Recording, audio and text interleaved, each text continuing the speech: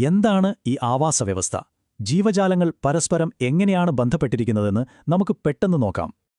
ഒരു കാടോ കുളമോ ഇതൊക്കെ എങ്ങനെയാണ് ശരിക്കും പ്രവർത്തിക്കുന്നതെന്ന് എപ്പോഴെങ്കിലും ചിന്തിച്ചിട്ടുണ്ടോ? അതിനെയാണ് നമ്മൾ ആവാസവ്യവസ്ഥ എന്ന് പറയുന്നത്.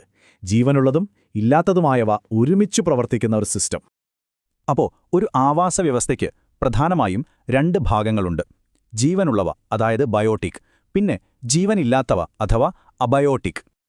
ഇനി നമുക്ക് ഇതിലെ ജീവനുള്ള ഘടകങ്ങളെ പരിചയപ്പെടാം. ആരാണീ കളിക്കാർ എന്ന് നോക്കിയാലോ?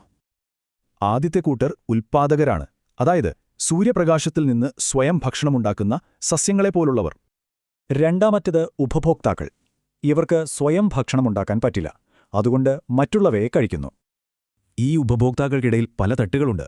സസ്യങ്ങളെ കഴിക്കുന്നവർ, അവരെ കഴിക്കുന്നവർ, അങ്ങനെ മുകളിലേക്ക് പോകുന്നു. അവസാനത്തെ, എന്നാൽ ഏറ്റവും പ്രധാനപ്പെട്ട ഒരു കൂട്ടർ വിഘാടകർ, ചീഞ്ഞളിഞ്ഞതിനെ വീണ്ടും വളമാക്കി മാറ്റുന്നവർ. അപ്പോൾ ഇവർക്കിടയിലൂടെ ഊർജം എങ്ങനെയാണ് കൈമാറ്റം ചെയ്യപ്പെടുന്നത്? അതാണ് ഇതിലെ ഏറ്റവും പ്രധാനപ്പെട്ട കാര്യം. ഈ ഊർജത്തിന് ഒരൊറ്റ ദിശയുള്ളൂ, സൂര്യനിൽ നിന്ന് സസ്യങ്ങളിലേക്കും അവിടെ നിന്ന് മൃഗങ്ങളിലേക്കും. പക്ഷെ ഒരു ലെവലിൽ നിന്ന് അടുത്തതിലേക്ക് എത്ര ഊർജം പോകുന്നുണ്ടെന്നറിയാമോ? വളരെ കുറവാണ്. ഇതിനെയാണ് 10% നിയമം എന്നു പറയുന്നത്.